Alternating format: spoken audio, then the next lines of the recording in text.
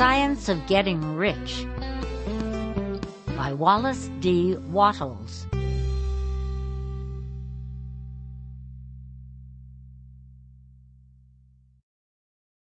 Preface. This book is pragmatical, not philosophical. A practical manual, not a treatise upon theories. It is intended for the men and women whose most pressing need is for money, who wish to get rich first and philosophize afterward. It is for those who have, so far, found neither the time, the means, nor the opportunity to go deeply into the study of metaphysics, but who want results and who are willing to take the conclusions of science as a basis for action, without going into all the processes by which those conclusions were reached. It is expected that the reader will take the fundamental statements upon faith, just as he would take statements concerning a law of electrical action if they were promulgated by a Marconi or an Edison, and taking the statements upon faith, that he will prove their truth by acting upon them without fear or hesitation. Every man or woman who does this will certainly get rich, for the science herein applied is an exact science, and failure is impossible. For the benefit, however, of those who wish to investigate philosophical theories and so secure a logical basis for faith, I will here cite certain authorities. The monistic theory of the universe, the theory that one is all and that all is one, that one substance manifests itself as the seeming many elements of the material world, is of Hindu origin and has been gradually winning its way into the thought of the Western world for 200 years. It is the foundation of all the Oriental philosophies, and of those of Descartes, Spinoza, Leibniz, Schopenhauer, Hegel, and Emerson. The reader who would dig to the philosophical foundations of this is advised to read Hegel and Emerson for himself. In writing this book, I have sacrificed all other considerations to plainness and simplicity of style, so that all might understand. The plan of action laid down herein was deduced from the conclusions of philosophy. It has been thoroughly tested and bears the supreme test of practical experiment. It works. If you wish to know how the conclusions were arrived at, read the writings of the authors mentioned above.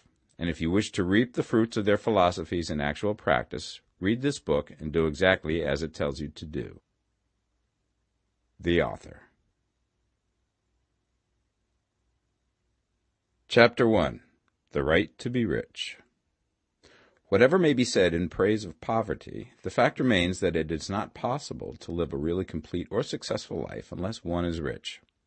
No man can rise to his greatest possible height in talent or soul development unless he has plenty of money. For to unfold the soul and to develop talent, he must have many things to use, and he cannot have these things unless he has money to buy them with. A man develops in mind, soul, and body by making use of these things, and society is so organized that man must have money in order to become the possessor of things. Therefore, the basis of all advancement for man must be the science of getting rich. The object of all life is development, and everything that lives has an inalienable right to all the development it is capable of attaining. Man's right to life means his right to have the free and unrestricted use of all things which may be necessary to his fullest mental, spiritual, and physical unfoldment, or, in other words, his right to be rich. I shall not speak of riches in a figurative way. To be really rich does not mean to be satisfied or contented with a little. No man ought to be satisfied with little if he is capable of using and enjoying more. The purpose of nature is the advancement and unfoldment of life, and every man should have all that can contribute to the power, elegance, beauty, and richness of life. To be content with less is sinful. The man who owns all he wants for the living of all the life he is capable of living is rich, and no man who has not plenty of money can have all he wants. Life has advanced so far and become so complex that even the most ordinary man or woman requires a great amount of wealth in order to live in a manner that even approaches completeness. Every person naturally wants to become all that they are capable of becoming. This desire to realize innate possibilities is inherent in human nature. We cannot help wanting to be all that we can be. Success in life is becoming what you want to be. You can become what you want to be only by making use of things, and you can have the free use of things only as you become rich enough to buy them. To understand the science of getting rich is therefore the most essential of all knowledge. There is nothing wrong in wanting to get rich. The desire for riches is really the desire for a richer, fuller, and more abundant life, and that desire is praiseworthy. The man who does not desire to live more abundantly is abnormal, and so the man who does not desire to have money enough to buy all he wants is abnormal. There are three motives for which we live. We live for the body, we live for the mind, we live for the soul. No one of these is better or holier than the other. All are alike desirable, and no one of the three, body, mind, or soul, can live fully if either of the others is cut short of full life and expression. It is not right or noble to live only for the soul and deny mind or body, and it is wrong to live for the intellect and deny body or soul. We are all acquainted with the loathsome consequences of living for the body and denying both mind and soul, and we see that real life means the complete expression of all that man can give forth through body, mind, and soul. Whatever he can say, no man can be really happy or satisfied unless his body is living fully in every function, and unless the same is true of his mind and his soul. Wherever there is unexpressed possibility, or function not performed, there is unsatisfied desire. Desire is possibility seeking expression, or function seeking performance. Man cannot live fully in body without good food, comfortable clothing, and warm shelter, and without freedom from excessive toil. Rest and recreation are also necessary to his physical life. He cannot live fully in mind without books and time to study them, without opportunity for travel and observation, or without intellectual companionship. To live fully in mind, he must have intellectual recreations, and must surround himself with all the objects of art and beauty he is capable of using and appreciating. To live fully in soul, man must have love, and love is denied expression by poverty. A man's highest happiness is found in the bestowal of benefits on those he loves. Love finds its most natural and spontaneous expression in giving. The man who has nothing to give cannot fill his place as a husband or father, as a citizen or as a man. It is in the use of material things that a man finds full life for his body, develops his mind, and unfolds his soul. It is therefore of supreme importance to him that he should be rich. It is perfectly right that you should desire to be rich. If you are a normal man or woman, you cannot help doing so. It is perfectly right that you should give your best attention to the science of getting rich, for it is the noblest and most necessary of all studies. If you neglect this study, you are derelict in your duty to yourself, to God, and humanity, for you can render to God and humanity no greater service than to make the most of yourself. Chapter 2. There is a science of getting rich. There is a science of getting rich, and it is an exact science, like algebra or arithmetic. There are certain laws which govern the process of acquiring riches. Once these laws are learned and obeyed by any man, he will get rich with mathematical certainty. The ownership of money and property comes as a result of doing things in a certain way. Those who do things in this certain way, whether on purpose or accidentally, get rich, while those who do not do things in this certain way, no matter how hard they work or how able they are, remain poor.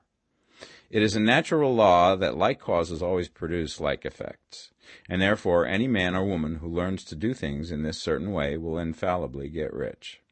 That the above statement is true is shown by the following facts. Getting rich is not a matter of environment, for if it were, all the people in certain neighborhoods would become wealthy. The people of one city would all be rich, while those of other towns would all be poor. Or the inhabitants of one state would roll in wealth, and those of an adjoining state would be in poverty. But everywhere we see rich and poor living side by side, in the same environment, and often engaged in the same vocations. When two men are in the same locality and in the same business, and one gets rich while the other remains poor, it shows that getting rich is not primarily a matter of environment. Some environments may be more favorable than others, but when two men in the same business are in the same neighborhood, and one gets rich while the other fails, it indicates that getting rich is the result of doing things in a certain way. And further, the ability to do things in this certain way is not due solely to the possession of talent, for many people who have great talent remain poor, while others who have very little talent get rich. Studying the people who have gotten rich, we find that they are an average lot in all respects, having no greater talents and abilities than other men. It is evident that they do not get rich because they possess talents and abilities that other men have not, but because they happen to do things in a certain way. Getting rich is not the result of saving or thrift. Many very penurious people are poor, while free spenders often get rich. Nor is getting rich due to doing things which others fail to do. For two men in the same business often do almost exactly the same things, and one gets rich while the other remains poor or becomes bankrupt. From all these things, we must come to the conclusion that getting rich is the result of doing things in a certain way. If getting rich is the result of doing things in a certain way, then any man or woman who can do things in that way can become rich, and the whole matter is brought within the domain of exact science. The question arises here whether this certain way may not be so difficult that only a few may follow it. This cannot be true, as we have seen, so far as natural ability is concerned. Talented people get rich, and blockheads get rich. Intellectually brilliant people get rich, and very stupid people get rich. Physically strong people get rich, and weak and sickly people get rich. Some degree of ability to think and understand is, of course, essential. But insofar natural ability is concerned, any man or woman who has sense enough to read and understand these words can certainly get rich. Also, we have seen that it is not a matter of environment. Location counts for something. One would not go to the heart of the Sahara and expect to do successful business. Getting rich involves the necessity of dealing with men and of being where there are people to deal with. And if these people are inclined to deal in the way that you want to deal, so much the better. But that is about as far as environment goes. If anybody else in your town can get rich, so can you. And if anybody else in your state can get rich, so can you. Again, it is not a matter of choosing some particular business or profession. People get rich in every business and in every profession, while their next-door neighbors in the same vocation remain in poverty. It is true that you will do best in a business which you like and which is congenial to you. And if you have certain talents which are well developed, you will do best in a business which calls for the exercise of those talents. Also, you will do best in a business which is suited to your locality. An ice cream parlor would do better in a warm climate than in Greenland, and a salmon fishery will succeed better in the Northwest than in Florida, where there are no salmon. But aside from these general limitations, getting rich is not dependent upon your engaging in some particular business, but upon your learning to do things in a certain way. If you are now in business and anybody else in your locality is getting rich in the same business, while you are not getting rich, it is because you are not doing things in the same way that the other person is doing them. No one is prevented from getting rich by lack of capital. True, as you get capital, the increase becomes more easy and rapid, but one who has capital is already rich and does not need to consider how to become so. No matter how poor you may be, if you begin to do things in a certain way, you will begin to get rich, and you will begin to have capital. The getting of capital is a part of the process of getting rich, and it is a part of the result which invariably follows the doing of things in the certain way. You may be the poorest man on the continent and be deeply in debt. You may have neither friends, influence, nor resources, but if you begin to do things in this way, you must infallibly begin to get rich, for the like causes must produce like effects. If you have no capital, you can get capital. If you're in the wrong business, you can get into the right business. If you're in the wrong location, you can go to the right location. And you can do so by beginning in your present business and in your present location to do things in the certain way which causes success. Chapter 3. Is opportunity monopolized? No man is kept poor because opportunity has been taken away from him, because other people have monopolized the wealth and have put a fence around it. You may be shut off from engaging in business in certain lines, but there are other channels open to you. Probably it would be hard for you to get control of any of the great railroad systems. That field is pretty well monopolized, but the electric railway business is still in its infancy and offers plenty of scope for enterprise. And it will be but a very few years until traffic and transportation through the air will become a great industry, and in all its branches will give employment to hundreds of thousands and perhaps to millions of people. Why not turn your attention to the development of aerial transportation, instead of competing with J.J. Hill and others for a chance in the steam railway world? It is quite true that if you are a working man in the employ of the Steel Trust, you have very little chance of becoming the owner of the plant in which you work. But it is also true that if you will commence to act in a certain way, You can soon leave the employ of the Steel Trust. You can buy a farm from 10 to 40 acres and engage in business as a producer of foodstuffs. There is great opportunity at this time for men who will live upon small tracts of land and cultivate the same intensively. Such men will certainly get rich. You may say that it is impossible for you to get the land, but I'm going to prove to you that it is not impossible, and that you can certainly get a farm if you will go to work in a certain way. At different periods, the tide of opportunity sets in different directions, according to the needs of the whole, and the particular stage of social evolution which has been reached. At present, in America, it is setting towards agricultural and the allied industries and professions. Today, opportunity is open before the factory worker in his line. It is open before the businessman who supplies the farmer more than before the one who supplies the factory worker, and before the professional man who waits upon the farmer more than before the one who serves the working class. There is an abundance of opportunity for the man who will go with the tide instead of trying to swim against it. So the factory workers, either as individuals or as a class, are not deprived of opportunity. The workers are not being kept down by their masters. They are not being ground by the trusts and combinations of capital. As a class, they are where they are because they do not do things in a certain way. If the workers of America chose to do so, they could follow the example of their brothers in Belgium and other countries and establish great department stores and cooperative industries. They could elect men of their own class to office and pass laws favoring the development of such cooperative industries, and in a few years they could take peaceable possession of the industrial field. The working class may become the master class whenever they will begin to do things in a certain way. The law of wealth is the same for them as it is for all others. This they must learn, and they will remain where they are as long as they continue to do as they do. The individual worker, however, is not held down by the ignorance or the mental slothfulness of his class. He can follow the tide of opportunity to riches, and this book will tell him how.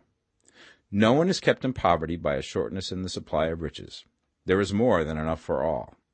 A palace as large as the Capitol in Washington might be built for every family on earth from the building material in the United States alone. And under intensive cultivation, this country would produce wool, cotton, linen, and silk enough to clothe each person in the world finer than Solomon was arrayed in all his glory, together with food enough to feed them all luxuriously. The visible supply is practically inexhaustible, and the invisible supply really is inexhaustible. Everything you see on earth is made from one original substance, out of which all things proceed.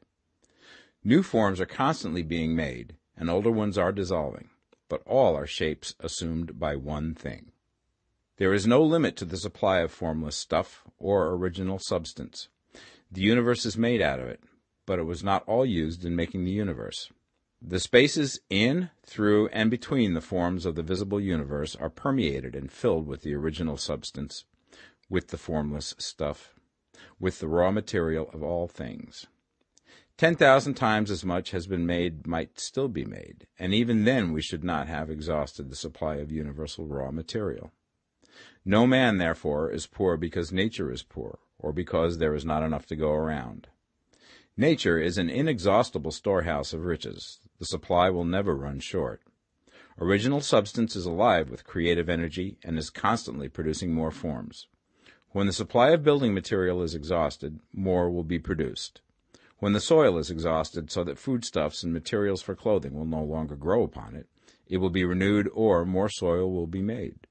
When all the gold and silver has been dug from the earth, if man is still in such a stage of social development that he needs gold and silver, more will be produced from the formless. The formless stuff responds to the needs of man. It will not let him be without any good thing. This is true of man collectively. The race as a whole is always abundantly rich, and if individuals are poor, it is because they do not follow the certain way of doing things which makes the individual man rich. The formless stuff is intelligent. It is stuff which thinks. It is alive and is always impelled towards more life. It is the natural and inherent impulse of life to seek to live more. It is the nature of intelligence to enlarge itself, and of consciousness to seek to extend its boundaries and find fuller expression. The universe of forms has been made by formless living substance, throwing itself into form in order to express itself more fully. The universe is a great living presence, always moving inherently towards more life and fuller functioning. Nature is formed for the advancement of life. Its impelling motive is the increase of life. For this cause, everything which can possibly minister to life is bountifully provided. There can be no lack unless God is to contradict himself and nullify his own works. You are not kept poor by lack in the supply of riches. It is a fact which I shall demonstrate a little further on, that even the resources of the formless supply are at the command of the man or woman who will act and think in a certain way. Chapter 4. The first principle in the science of getting rich. Thought is the only power which can produce tangible riches from the formless substance. The stuff from which all things are made is a substance which thinks, and a thought of form in this substance produces the form. Original substance moves according to its thoughts. Every form and process you see in nature is the visible expression of a thought in original substance. As the formless stuff thinks of a form, it takes that form. As it thinks of a motion, it makes that motion. That is the way all things were created. We live in a thought world, which is part of a thought universe. The thought of a moving universe extended through formless substance, and the thinking stuff moving according to that thought, took the form of systems of planets and maintains that form. Thinking substance takes the form of its thought and moves according to that thought. Holding the idea of a circling system of suns and worlds, it takes the form of these bodies and moves them as it thinks. Thinking the form of a slow-growing oak tree, it moves accordingly and produces the tree, though centuries may be required to do the work. In creating, the formless seems to move according to the lines of motion it has established. The thought of an oak tree does not cause the instant formation of a full-grown tree, but it does start in motion the forces which will produce the tree, along established lines of growth. Every thought of form held in thinking substance causes the creation of the form, but always, or at least generally, along lines of growth and action already established.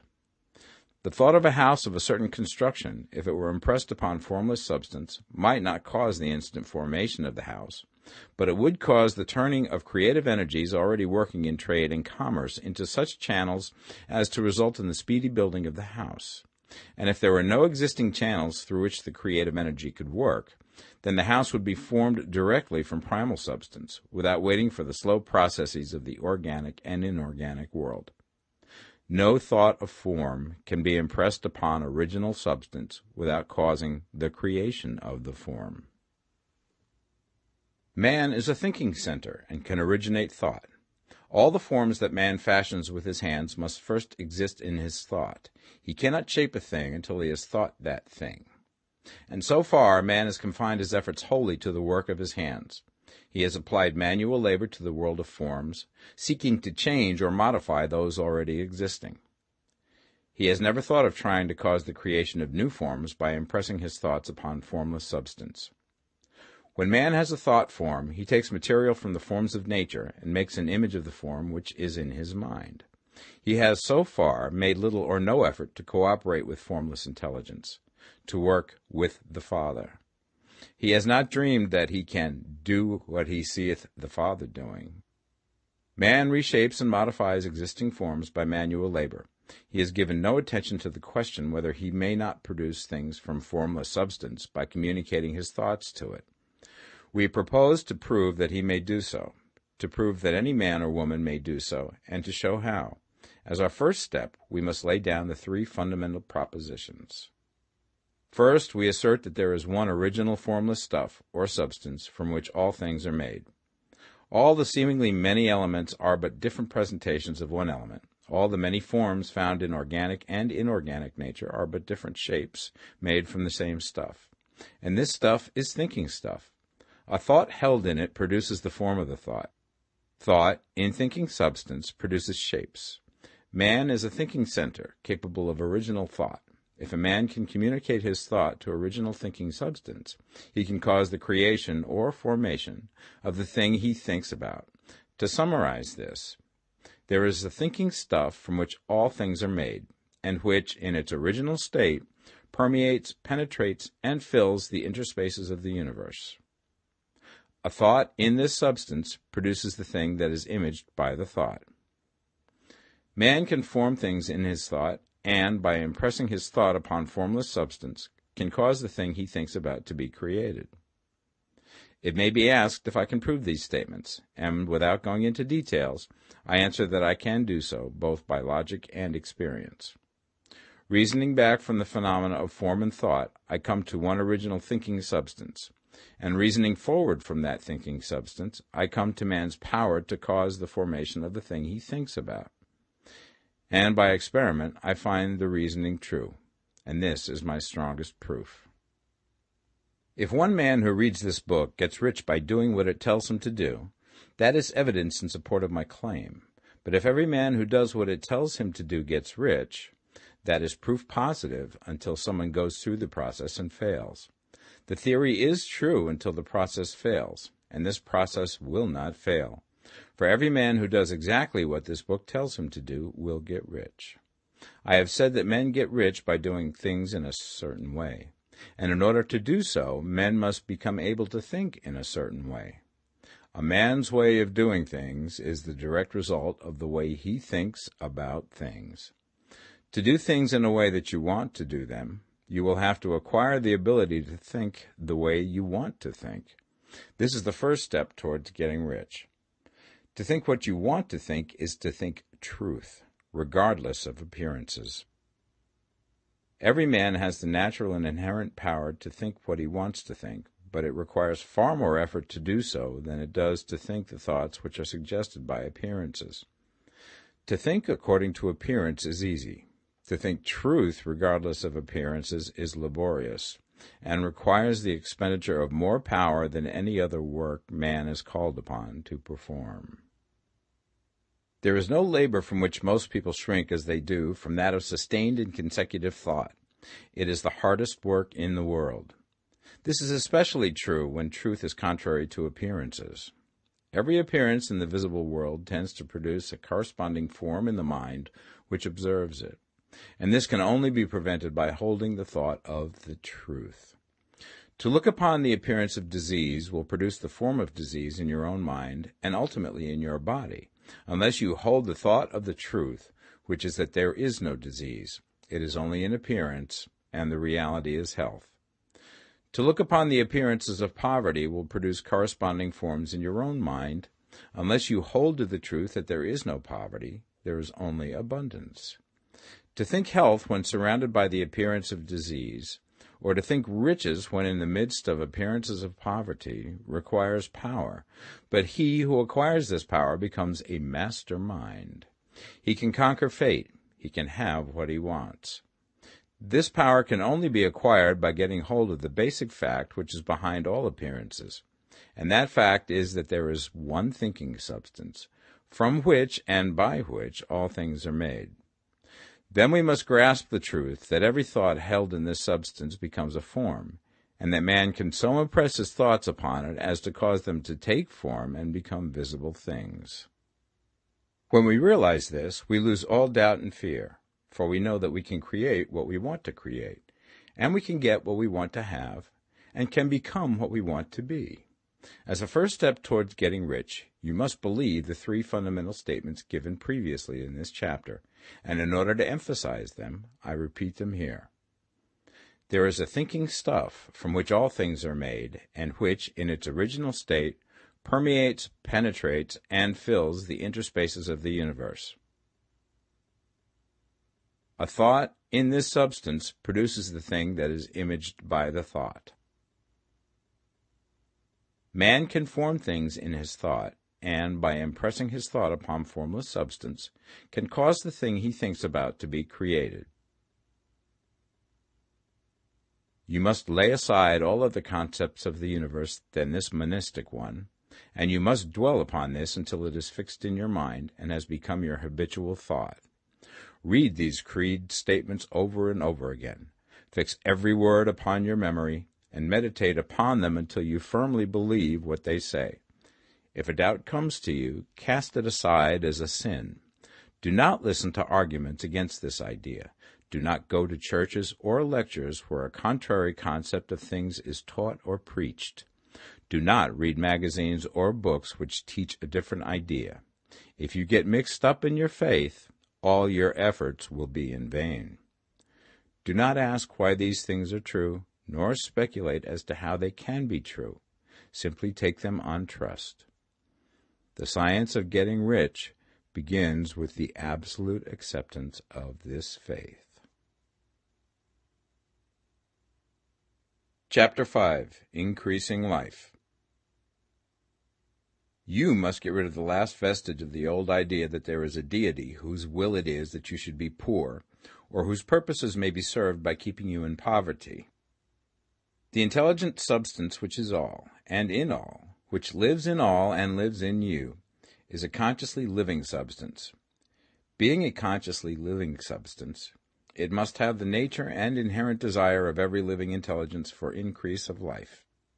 Every living thing must continually seek for the enlargement of its life, because life, in the mere act of living, must increase itself. A seed, dropped into the ground, springs into activity, and in the act of living produces 100 more seeds. Life, by living, multiplies itself. It is forever becoming more. It must do so if it continues to be at all. Intelligence is under the same necessity for continuous increase. Every thought we think makes it necessary for us to think another thought. Consciousness is continually expanding. Every fact we learn leads us to the learning of another fact. Knowledge is continually increasing. Every talent we cultivate brings to the mind the desire to cultivate another talent. We are subject to the urge of life, seeking expression, which ever drives us on to know more, to do more, and to be more. In order to know more, do more, and be more, we must have more. We must have things to use, for we learn and do and become only by using things. We must get rich so that we can live more. The desire for riches is simply the capacity for larger life seeking fulfillment. Every desire is the effort of an unexpressed possibility to come into action. It is power seeking to manifest which causes desire. That which makes you want more money is the same as that which makes the plant grow. It is life, seeking fuller expression. The one living substance must be subject to this inherent law of all life. It is permeated with the desire to live more. That is why it is under the necessity of creating things. The one substance desires to live more in you. Hence, it wants you to have all the things you can use. It is the desire of God that you should get rich. He wants you to get rich because he can express himself better through you if you have plenty of things to use in giving him expression. He can live more in you if you have unlimited command of the means of life. The universe desires you to have everything you want to have. Nature is friendly to your plans. Everything is naturally for you. Make up your mind that this is true. It is essential, however, that your purpose should harmonize with the purpose that is in all. You must want real life, not mere pleasure of sensual gratification. Life is the performance of function, and the individual really lives only when he performs every function, physical, mental, and spiritual, of which he is capable, without excess in any. You do not want to get rich in order to live swinishly, for the gratification of animal desires, that is not life. But the performance of every physical function is a part of life, and no one lives completely who denies the impulses of the body a normal and healthful expression. You do not want to get rich solely to enjoy mental pleasures, to get knowledge, to gratify ambition, to outshine others, to be famous. All these are a legitimate part of life, but the man who lives for the pleasures of the intellect alone will only have a partial life, and he will never be satisfied with his lot. You do not want to get rich solely for the good of others, to lose yourself for the salvation of mankind, to experience the joys of philanthropy and sacrifice. The joys of the soul are only a part of life, and they are no better or nobler than any other part. You want to get rich in order that you may eat, drink, and be merry when it is time to do these things, in order that you may surround yourself with beautiful things, see distant lands, feed your mind, and develop your intellect, in order that you may love men and do kind things, and be able to play a good part in helping the world to find truth. But remember that extreme altruism is no better and no nobler than extreme selfishness. Both are mistakes. Get rid of the idea that God wants you to sacrifice yourself for others, and that you can secure his favor by doing so. God requires nothing of the kind. What he wants is that you should make the most of yourself, for yourself and for others, and you can help others more by making the most of yourself than in any other way. You can make the most of yourself only by getting rich, so it is right and praiseworthy that you should give your first and best thought to the work of acquiring wealth. Remember, however, that the desire of substance is for all, and its movements must be for more life to all. It cannot be made to work for less life to any, because it is equally in all, seeking riches and life. Intelligent substance will make things for you, but it will not take things away from someone else and give them to you. You must get rid of the thought of competition. You are to create, not to compete for what is already created. You do not have to take anything away from anyone. You do not have to drive sharp bargains. You do not have to cheat or to take advantage. You do not need to let any man work for you for less than he earns. You do not have to covet the property of others or to look at it with wishful eyes. No man has anything of which you cannot have the like, and that without taking what he has away from him. You are to become a creator, not a competitor. You are going to get what you want, but in such a way that when you get it, every other man will have more than he has now. I am aware that there are men who get a vast amount of money by proceeding in direct opposition to the statements in the paragraph above, and may add a word of explanation here. Men of the plutocratic type who become very rich do so sometimes purely by their extraordinary ability on the plane of competition, and sometimes they unconsciously relate themselves to substance and its great purposes and movements for the general racial upbuilding through industrial evolution. Rockefeller, Carnegie, Morgan, et al. Have been the unconscious agents of the supreme in the necessary work of systematizing and organizing productive industry, and, in the end, their work will contribute immensely towards increased life for all. Their day is nearly over, they have organized production, and will soon be succeeded by the agents of the multitude, who will organize the machinery of distribution. The multimillionaires are like the monster reptiles of the prehistoric eras. They play a necessary part in the evolutionary process, but the same power which produced them will dispose of them, and it is well to bear in mind that they have never been really rich. A record of the private lives of most of this class will show that they have really been the most abject and wretched of the poor. Riches secured on the competitive plane are never satisfactory and permanent. They are yours today and another's tomorrow. Remember, if you are to become rich in a scientific and certain way, you must rise entirely out of the competitive thought. You must never think for a moment that the supply is limited. Just as soon as you begin to think that all the money is being cornered and controlled by bankers and others, and that you must exert yourself to get laws passed to stop this process, and so on, in that moment you drop into the competitive mind, and your power to cause creation is gone for the time being. And what is worse, you will probably arrest the creative movements you have already instituted. Know that there are countless millions of dollars worth of gold in the mountains of the earth, not yet brought to light, and know that if there were not, more would be created from thinking substance to supply your needs. Know that the money you need will come, even if it is necessary for 1,000 men to be led to the discovery of new gold mines tomorrow. Never look at the visible supply. Look always at the limitless riches in formless substance, and know that they are coming to you as fast as you can receive and use them. Nobody, by cornering the visible supply, can prevent you from getting what is yours. So never allow yourself to think for an instant that all the best building spots will be taken before you get ready to build your house, unless you hurry. Never worry about the trusts and combines, and get anxious for fear that they will soon come to own the whole earth. Never get afraid that you will lose what you want because some other person beat you to it. That cannot possibly happen. You are not seeking anything that is possessed by anybody else. You are causing what you want to be created from formless substance, and the supply is without limits. Stick to the formulated statement. There is a thinking stuff from which all things are made, and which, in its original state, permeates, penetrates, and fills the interspaces of the universe. A thought in this substance produces the thing that is imaged by the thought. Man can form things in his thought, and by impressing his thought upon formless substance, can cause the thing he thinks about to be created. Chapter 6. How riches come to you. When I say that you do not have to drive sharp bargains, I do not mean that you do not have to drive any bargains at all, or that you are above the necessity for having any dealings with your fellow men.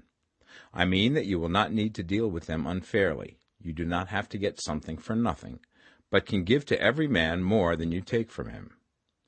You cannot give every man more in cash market value than you take from him, but you can give him more in use value than the cash value of the thing you take from him. The paper, ink, and other material in this book may not be worth the money you pay for it, but if the ideas suggested by it bring you thousands of dollars, you have not been wronged by those who sold it to you. They have given you a great use value for a small cash value. Let us suppose that I own a picture by one of the great artists, which in any civilized community is worth thousands of dollars. I take it to Baffin Ray, and by salesmanship induce an Eskimo to give a bundle of furs worth $500 for it. I have really wronged him, for he has no use for the picture. It has no value to him. It will not add to his life. But suppose I give him a gun worth $50 for his furs. Then he has made a good bargain. He has use for the gun. It will get him many more furs and much food. It will add to his life in every way. It will make him rich. When you rise from the competitive to the creative plane, you can scan your business transactions very strictly, and if you are selling any man anything which does not add more to his life than the thing he gives you in exchange, you can afford to stop it. You do not have to beat anybody in business, and if you are in a business which does beat people, get out of it at once. Give every man more in use value than you take from him in cash value. Then you are adding to the life of the world by every business transaction. If you have people working for you, you must take from them more in cash value than you pay them in wages. But you can so organize your business that it will be filled with the principle of advancement, and so that each employee who wishes to do so may advance a little every day. You can make your business do for your employees what this book is doing for you. You can so conduct your business that it will be a sort of ladder, by which every employee who will take the trouble may climb to riches himself, and, given the opportunity, if he will not do so, it is not your fault. And finally, because you are to cause the creation of your riches from formless substance which permeates all your environment, it does not follow that they are to take shape from the atmosphere and come into being before your eyes. If you want a sewing machine, for instance, I do not mean to tell you that you are to impress the thought of a sewing machine on thinking substance until the machine is formed without hands, in the room where you sit or elsewhere. But if you want a sewing machine, hold the mental image of it with the most positive certainty that it is being made, or is on its way to you. After once forming the thought, have the most absolute and unquestioning faith that the sewing machine is coming. Never think of it, or speak of it, in any other way than as being sure to arrive. Claim it as already yours. It will be brought to you by the power of the Supreme Intelligence, acting upon the minds of men. If you live in Maine, it may be that a man will be brought from Texas or Japan to engage in some transaction which will result in your getting what you want. If so, the whole matter will be as much to that man's advantage as it is to yours.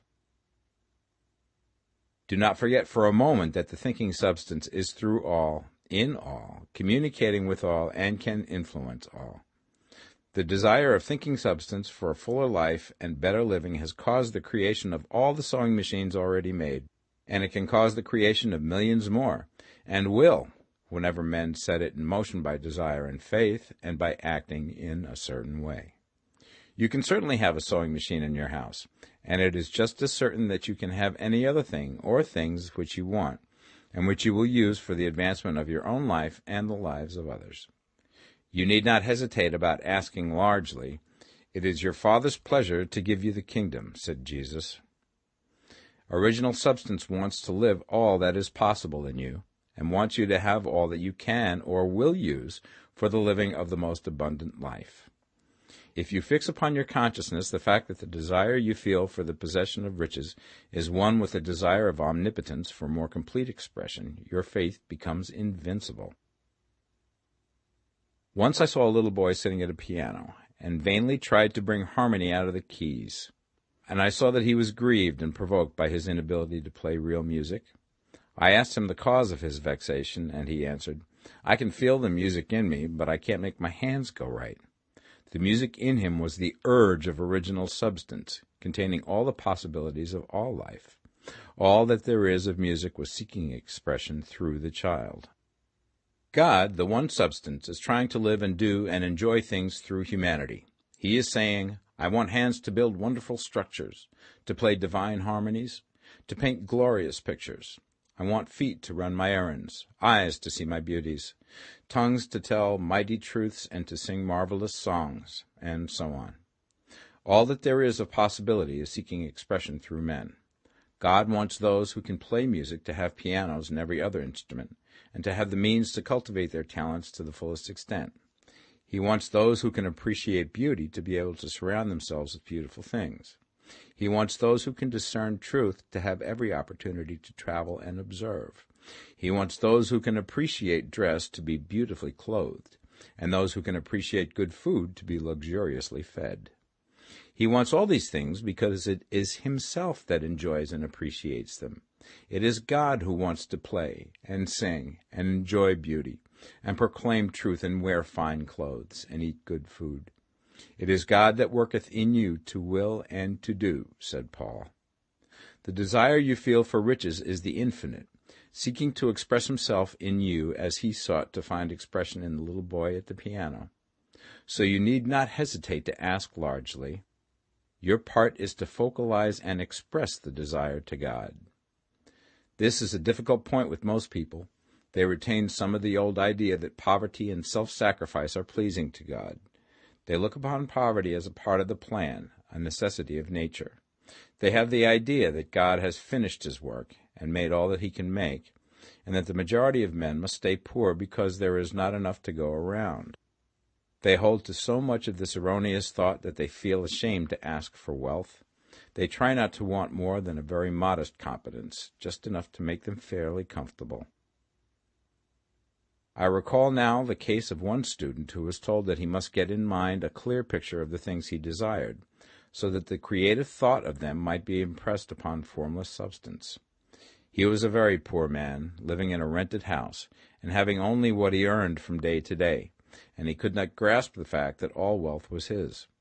So, after thinking the matter over, he decided that he might reasonably ask for a new rug for the floor of his best room, and an anthracite coal stove to heat the house during the cold weather. Following the instructions given in this book, he obtained these things in a few months, and then it dawned upon him that he had not asked enough. He went through the house in which he lived and planned all the improvements he would like to make in it. He mentally added a bay window here and a room there, until it was complete in his mind as an ideal home, and then he planned its furnishings. Holding the whole picture in his mind, he began living in the certain way, and moving towards what he wanted, and he now owns the house, and is rebuilding it after the form of his mental image. And now, with still larger faith, he is going to get greater things. It has been unto him according to his faith, and it is so with you and with all of us. Chapter 7. Gratitude. The illustrations given in the last chapter will have conveyed the fact that the first step towards getting rich is to convey the idea of your wants to the formless substance. This is true, and you will see that in order to do so, it becomes necessary to relate yourself to the formless intelligence in a harmonious way. To secure this harmonious relation is a matter of such primary and vital importance that I shall give some space to its discussion here, and give you instructions which, if you will follow them, will be certain to bring you into perfect unity of mind with God. The whole process of mental adjustment and atonement can be summed up in one word: gratitude. First, you believe that there is one intelligent substance from which all things proceed. Second, you believe that this substance gives you everything you desire. And third, you relate yourself to it by a feeling of deep and profound gratitude. Many people who order their lives rightly in all other ways are kept in poverty by their lack of gratitude. Having received one gift from God, they cut the wires which connect them with Him by failing to make acknowledgment. It is easy to understand that the nearer we live to the source of wealth, the more wealth we shall receive. And it is easy also to understand that the soul that is always grateful lives in closer touch with God than the one which never looks to Him in thankful acknowledgment. The more gratefully we fix our minds on the Supreme when good things come to us, the more good things we will receive, and the more rapidly they will come. And the reason simply is that the mental attitude of gratitude draws the mind into closer touch with the source from which the blessings come. If it is a new thought to you that gratitude brings your whole mind into closer harmony with the creative energies of the universe, consider it well, and you will see that it is true. The good things you already have come to you along the line of obedience to certain laws. Gratitude will lead your mind out along the ways by which things come, and it will keep you in close harmony with creative thought and prevent you from falling into competitive thought. Gratitude alone can keep you looking towards the all, and prevent you from falling into the error of thinking of the supply as limited, and to do that would be fatal to your hopes. There is a law of gratitude, and it is absolutely necessary that you should observe the law if you are to get the results you seek. The law of gratitude is the natural principle that action and reaction are always equal, and in opposite directions. The grateful outreaching of your mind in thankful praise to the Supreme is a liberation or expenditure of force. It cannot fail to reach that to which it is addressed, and the reaction is an instantaneous movement towards you. Draw nigh unto God, and he will draw nigh unto you. That is a statement of psychological truth. And if your gratitude is strong and constant, the reaction in formless substance will be strong and continuous. The movement of the things you want will always be towards you. Notice the grateful attitude that Jesus took. How he always seemed to be saying, I thank thee, Father, that thou hearest me. You cannot exercise much power without gratitude, for it is gratitude that keeps you connected with power. But the value of gratitude does not consist solely in getting you more blessings in the future. Without gratitude, you cannot long keep from dissatisfied thought regarding things as they are. The moment you permit your mind to dwell with dissatisfaction upon things as they are, you begin to lose ground. You fix attention upon the common, the ordinary, the poor, and the squalid and mean, and your mind takes the form of these things. Then you will transmit these forms or mental images to the formless, and the common, the poor, the squalid, and mean will come to you. To permit your mind to dwell upon the inferior is to become inferior, and to surround yourself with inferior things. On the other hand, to fix your attention on the best is to surround yourself with the best, and to become the best. The creative power within us makes us into the image of that to which we give our attention. We are thinking substance, and thinking substance always takes the form of that which it thinks about. The grateful mind is constantly fixed upon the best. Therefore it tends to become the best. It takes the form or character of the best and will receive the best. Also, faith is born of gratitude. The grateful mind continually expects good things, and expectation becomes faith. The reaction of gratitude upon one's own mind produces faith, and every outgoing wave of grateful thanksgiving increases faith. He who has no feeling of gratitude cannot long retain a living faith. And without a living faith, you cannot get rich by the creative method, as we shall see in the following chapters. It is necessary, then, to cultivate the habit of being grateful for every good thing that comes to you, and to give thanks continuously. And because all things have contributed to your advancement, you should include all things in your gratitude. Do not waste time thinking or talking about the shortcomings or wrong actions of plutocrats or trust magnates. Their organization of the world has made your opportunity. All you get really comes to you because of them. Do not rage against corrupt politicians. If it were not for politicians, we should fall into anarchy, and your opportunity would be greatly lessened. God has worked a long time and very patiently to bring us up to where we are in industry and government, and he is going right on with his work. There is not the least doubt that he will do away with plutocrats, trust magnates, captains of industry, and politicians as soon as they can be spared. But in the meantime, behold, they are all very good. Remember that they are all helping to arrange the lines of transmission along which your riches will come to you, and be grateful to them all. This will bring you into harmonious relations with the good in everything, and the good in everything will move toward you.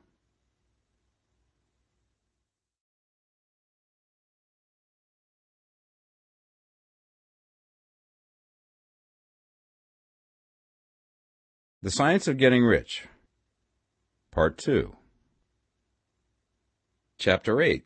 Thinking in the Certain Way. You must form a clear and definite mental picture of what you want. You cannot transmit an idea unless you have it yourself. You must have it before you can give it, and many people fail to impress thinking substance because they have themselves only a vague and misty concept of the things they want to do, to have, or to become. It is not enough that you should have a general desire for wealth to do good with. Everybody has that desire. It is not enough that you should have a wish to travel, see things, live more, etc. Everybody has those desires also. If you were going to send a wireless message to a friend, you would not send the letters of the alphabet in their order and let him construct the message for himself, nor would you take words at random from the dictionary. You would send a coherent sentence, one which meant something. When you try to impress your wants upon substance, remember that it must be done by a coherent statement. You must know what you want and be definite.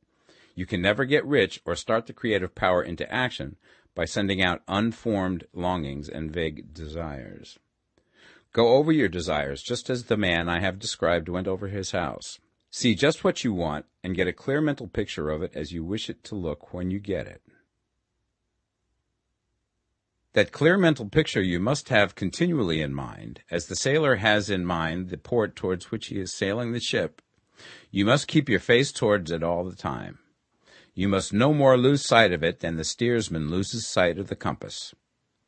It is not necessary to take exercises in concentration, nor to set apart special times for prayer and affirmation, nor to go into the silence, nor to do occult stunts of any kind.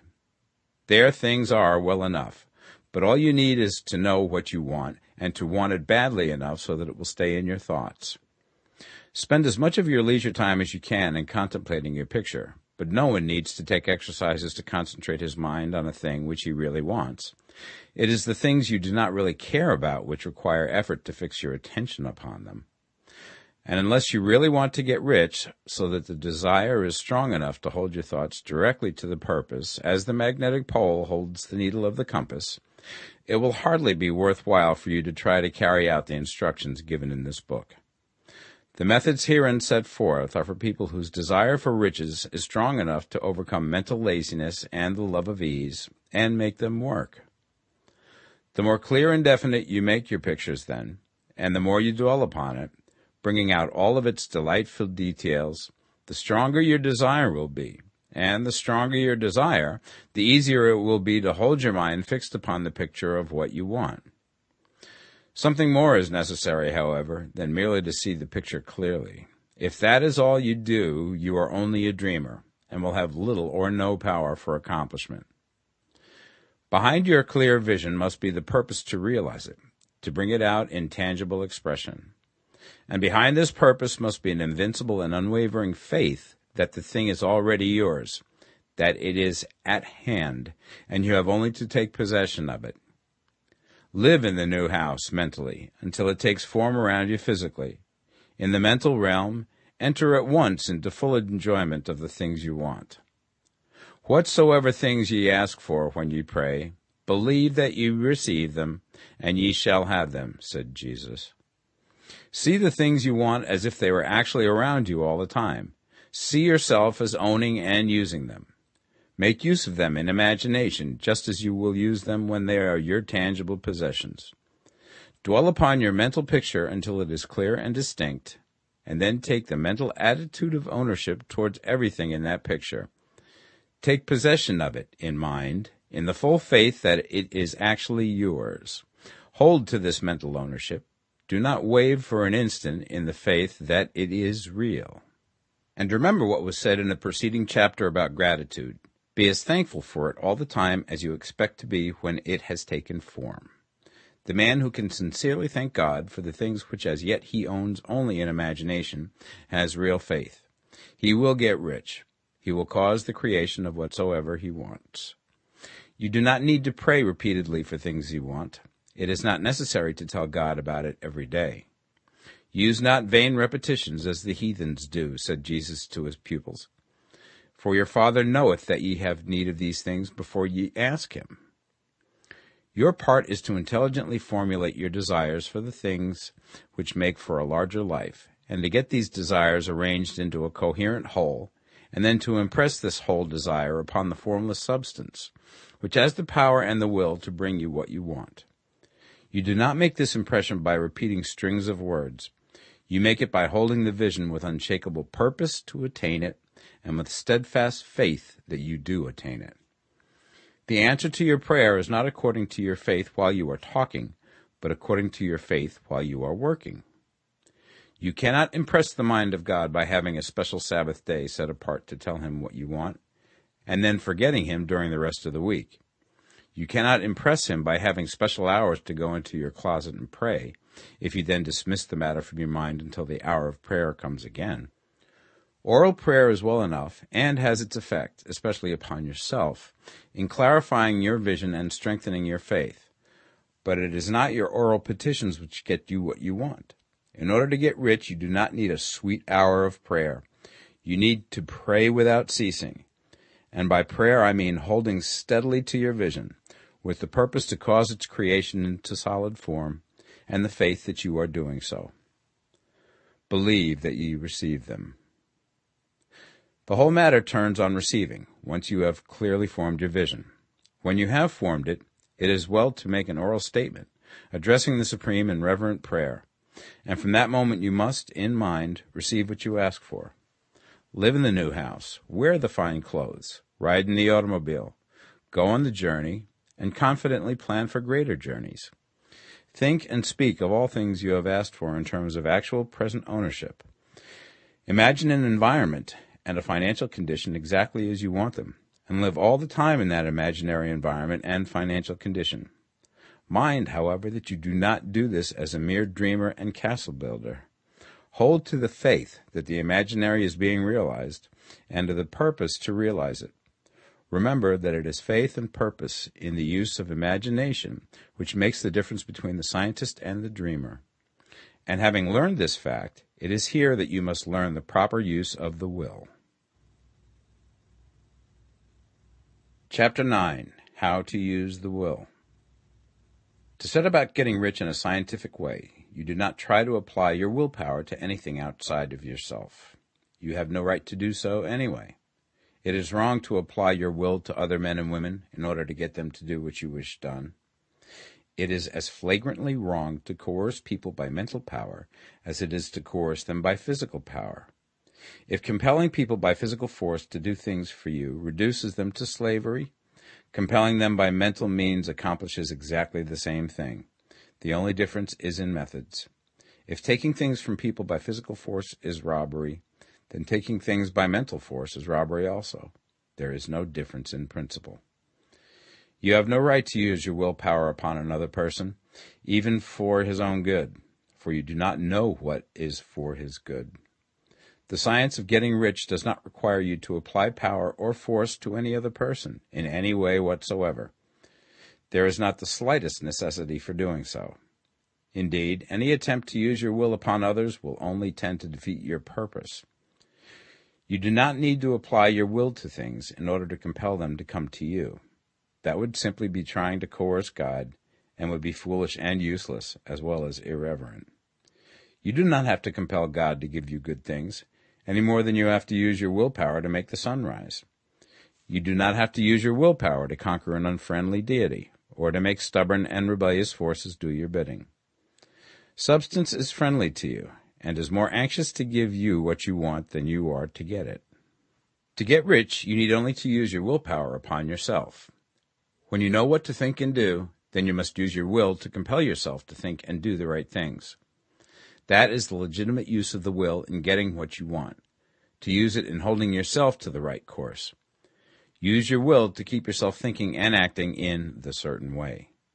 Do not try to project your will or thoughts or your mind out into space to act on things or people. Keep your mind at home. It can accomplish more there than elsewhere. Use your mind to form a mental image of what you want and to hold that vision with faith and purpose, and use your will to keep your mind working in the right way. The more steady and continuous your faith and purpose, the more rapidly you will get rich, because you will make only positive impressions upon substance, and you will not neutralize or offset them by negative impressions.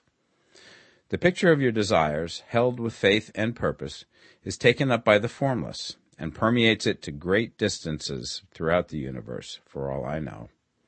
As this impression spreads, all things are set moving towards its realizations. Every living thing, every inanimate thing, and the things yet uncreated, are stirred towards bringing into being that which you want. All forces begin to be exerted in that direction. All things begin to move towards you. The minds of people everywhere are influenced towards doing the things necessary to the fulfilling of your desires, and they work for you unconsciously. But you can check all this by starting a negative impression in the formless substance. Doubt or unbelief is as certain to start a movement away from you as faith and purpose are to start one towards you. It is by not understanding this that most people who try to make use of mental science in getting rich make their failure. Every hour and moment you spend in giving heeds to doubts and fears. Every hour you spend in worry, every hour in which your soul is possessed by unbelief, sets a current away from you in the whole domain of intelligent substance. All the promises are unto them that believe, and unto them only. Notice how insistent Jesus was upon this point of belief, and now you know the reason why. Since belief is all important, it behooves you to guard your thoughts, and as your beliefs will be shaped to a very great extent by the things you observe and think about, it is important that you should command your attention. And here the will comes into use, for it is by your will that you determine upon what things your attention shall be fixed. If you want to become rich, you must not make a study of poverty. Things are not brought into being by thinking about their opposites. Health is never to be attained by studying disease and thinking about disease. Righteousness is not to be promoted by studying sin and thinking about sin. And no one ever got rich by studying poverty and thinking about poverty. Medicine as a science of disease has increased disease. Religion as a science of sin has promoted sin. And economics as a study of poverty will fill the world with wretchedness and want. Do not talk about poverty. Do not investigate it or concern yourself with it. Never mind what its causes are. You have nothing to do with them. What concerns you is the cure. Do not spend your time in charitable work or charity movements. All charity only tends to perpetuate the wretchedness it aims to eradicate. I do not say that you should be hard-hearted or unkind and refuse to hear the cry of need, but you must not try to eradicate poverty in any of the conventional ways. Put poverty behind you, and put all that pertains to it behind you, and make good. Get rich. That is the best way you can help the poor. And you cannot hold the mental image which is to make you rich if you fill your mind with pictures of poverty. Do not read books or papers which give circumstantial accounts of the wretchedness of the tenement dwellers, of the horrors of child labor, and so on. Do not read anything which fills your mind with gloomy images of want and suffering. You cannot help the poor in the least by knowing about these things, and the widespread knowledge of them does not tend at all to do away with poverty. What tends to do away with poverty is not getting the pictures of poverty into your mind, but getting pictures of wealth into the minds of the poor. You are not deserting the poor in their misery when you refuse to allow your mind to be filled with pictures of that misery. Poverty can be done away with, not by increasing the number of well-to-do people who think about poverty, but by increasing the number of poor people who purpose with faith to get rich. The poor do not need charity, they need inspiration. Charity only sends them a loaf of bread to keep them alive in their wretchedness, or give them an entertainment to make them forget for an hour or two. But inspiration will cause them to rise out of their misery. If you want to help the poor, demonstrate to them that they can become rich. Prove it by getting rich yourself. The only way in which poverty will ever be banished from this world is by getting a large and constantly increasing number of people to practice the teachings of this book. People must be taught to become rich by creation, not by competition. Every man who becomes rich by competition throws down behind him the ladder by which he rises and keeps others down. But every man who gets rich by creation opens a way for thousands to follow him and inspires them to do so. You are not showing hardness of heart or an unfeeling disposition when you refuse to pity poverty, see poverty, read about poverty, or think or talk about it, or to listen to those who do talk about it. Use your willpower to keep your mind off the subject of poverty and to keep it fixed with faith and purpose on the vision of what you want. Chapter 10. Further Use of the Will. You cannot retain a true and clear vision of wealth if you are constantly turning your attention to opposing pictures, whether they be external or imaginary. Do not tell of your past troubles of a financial nature, if you've had them. Do not think of them at all. Do not tell of the poverty of your parents or the hardships of your early life. To do any of these things is to mentally class yourself with the poor for the time being, and it will certainly check the movement of things in your direction. Let the dead bury their dead, as Jesus said. Put poverty and all things that pertain to poverty completely behind you. You have accepted a certain theory of the universe as being correct, and are resting all your hopes of happiness on its being correct. And what can you gain by giving heed to conflicting theories? Do not read religious books which tell you that the world is soon coming to an end, and do not read the writing of muckrakers and pessimistic philosophers who tell you that it is going to the devil. The world is not going to the devil. It is going to God. It is wonderful becoming. True, there may be a good many things in existing conditions which are disagreeable, but what is the use of studying them when they are certainly passing away, and when the study of them only tends to check their passing and keep them with us? Why give time and attention to things which are being removed by evolutionary growth, when you can hasten their removal only by promoting the evolutionary growth as far as your part of it goes? No matter how horrible and seeming may be the conditions in certain countries, sections, or places, you waste your time and destroy your own chances by considering them. You should interest yourself in the world's becoming rich.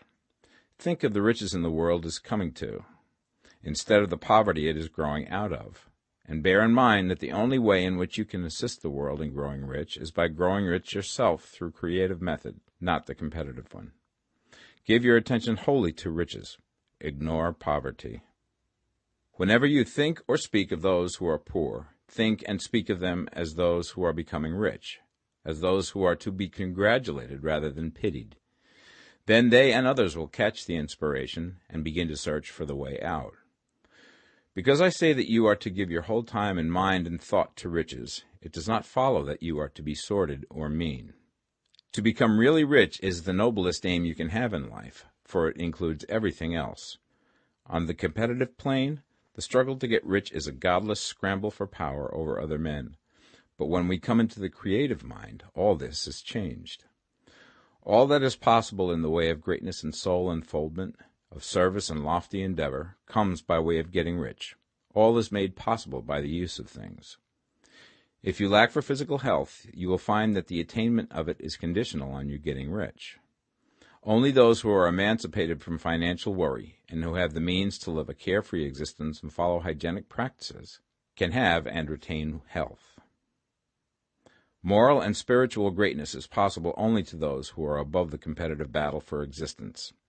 And only those who are becoming rich on the plane of creative thought are free from the degrading influences of competition. If your heart is set on domestic happiness, remember that love flourishes best when there is refinement, a high level of thought, and freedom from corrupting influences. And these are to be found only where riches are attained by the exercise of creative thought, without strife or rivalry. You can aim at nothing so great or noble, I repeat, as to become rich, and you must fix your attention upon your mental picture of riches, to the exclusion of all that may tend to dim or obscure the vision. You must learn to see the underlying truth in all things. You must see beneath all seemingly wrong conditions the great one life, ever moving forward towards fuller expression and more complete happiness. It is the truth that there is no such thing as poverty, that there is only wealth. Some people remain in poverty because they are ignorant of the fact that there is wealth for them, and these can best be taught by showing them the way to affluence in your own person and practice. Others are poor because, while they feel that there is a way out, they are too intellectually indolent to put forth the mental effort necessary to find that way and by travel it. Others still are poor because, while they have some notion of science, they have become so swamped and lost in the maze of metaphysical and occult theories that they do not know which road to take. They try a mixture of many systems and fail in all. For these, again, the very best thing to do is to show the right way in your own person and practice. An ounce of doing things is worth a pound of theorizing. The very best thing you can do for the whole world is to make the most of yourself. You can serve God and man in no more effective way than by getting rich. That is, if you get rich by the creative method and not by the competitive one. Another thing. We assert that this book gives in detail the principles of the science of getting rich. And if that is true, you do not need to read any other book upon the subject. This may sound narrow and egotistical, but consider. There is no more scientific method of computation in mathematics than by addition, subtraction, multiplication, and division. No other method is possible. There can be but one shortest distance between 2 points. There is only one way to think scientifically, and that is to think in the way that leads by the most direct and simple route to the goal. No man has yet formulated a briefer or less complex system than the one set forth herein. It has been stripped of all non-essentials. When you commence on this, lay all others aside. Put them out of your mind altogether. Read this book every day. Keep it with you. Commit it to memory, and do not think about other systems and theories. If you do, you will begin to have doubts, and to be uncertain and wavering in your thought, and then you will begin to make failures. After you have made good and become rich, you may study other systems as much as you please. But until you are quite sure that you have gained what you want, do not read anything on this line but this book, unless it be the authors mentioned in the preface. And read only the most optimistic comments on the world's news, those in harmony with your picture. Also, postpone your investigations into the occult. Do not dabble in theosophy, spiritualism, or kindred studies. It is very likely that the dead still live and are near, but if they are, let them alone. Mind your own business. Wherever the spirits of the dead may be, they have their own work to do and their own problems to solve, and we have no right to interfere with them. We cannot help them, and it is very doubtful whether they can help us, or whether we have any right to trespass upon their time if they can. Let the dead and the hereafter alone, and solve your own problem. Get rich.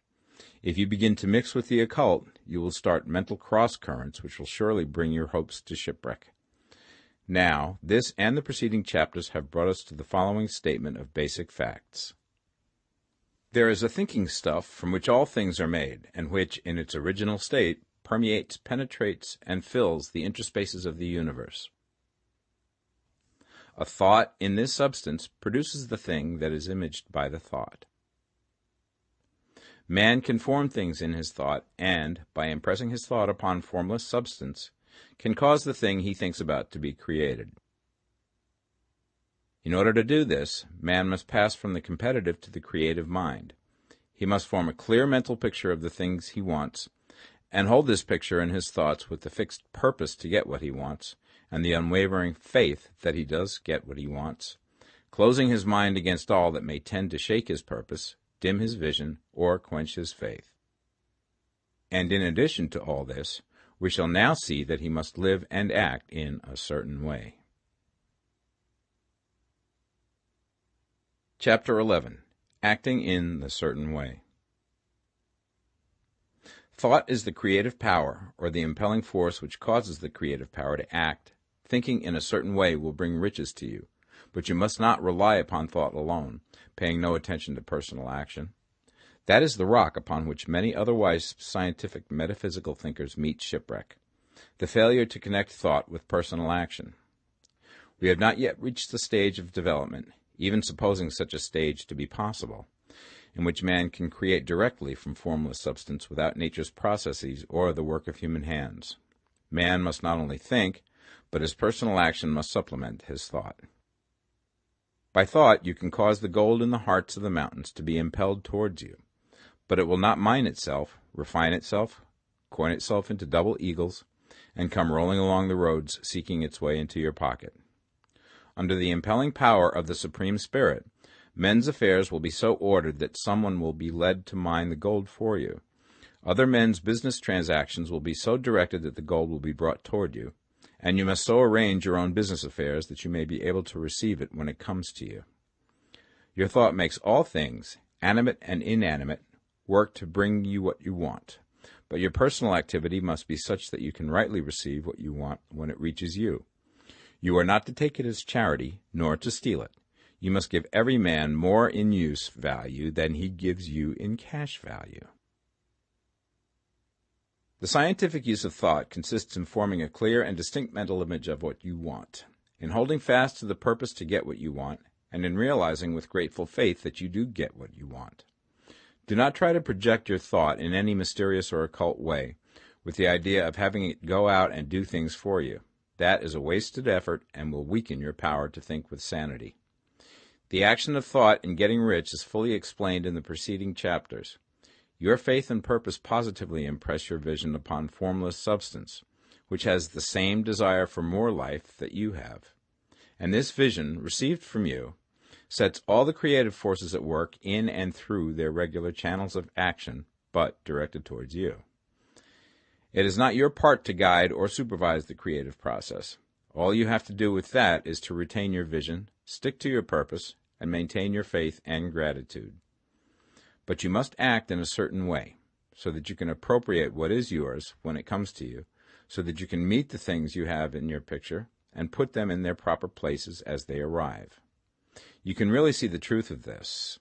When things reach you, they will be in the hands of other men, who will ask an equivalent for them.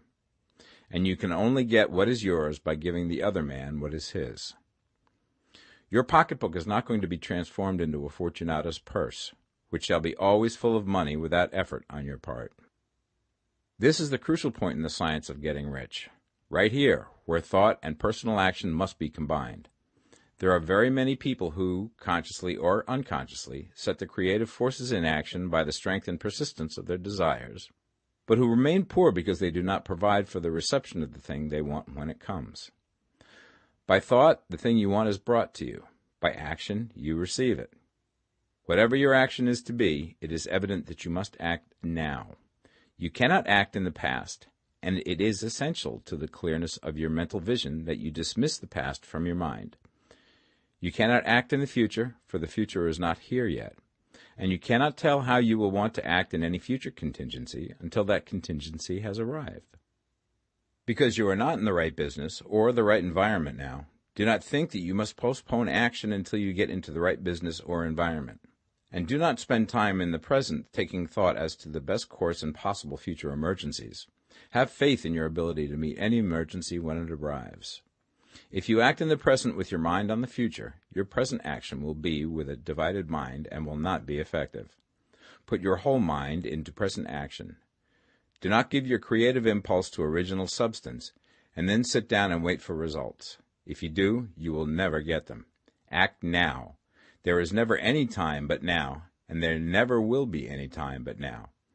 If you are ever to begin to make ready for the reception of what you want, you must begin now. And your action, whatever it is, must most likely be in your present business or employment, and must be upon the persons and things in your present environment. You cannot act where you are not, you cannot act where you have been, and you cannot act where you are going to be. You can act only where you are.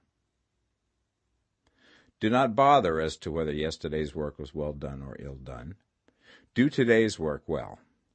Do not try to do tomorrow's work now. There will be plenty of time to do that when you get to it. Do not try, by occult or mystical means, to act on people or things that are out of your reach. Do not wait for a change of environment. Before you act, get a change of environment by action. You can so act upon the environment in which you are now as to cause yourself to be transferred to a better environment. Hold with faith and purpose the vision of yourself in the better environment, but act upon your present environment with all your heart and with all your strength and with all your mind.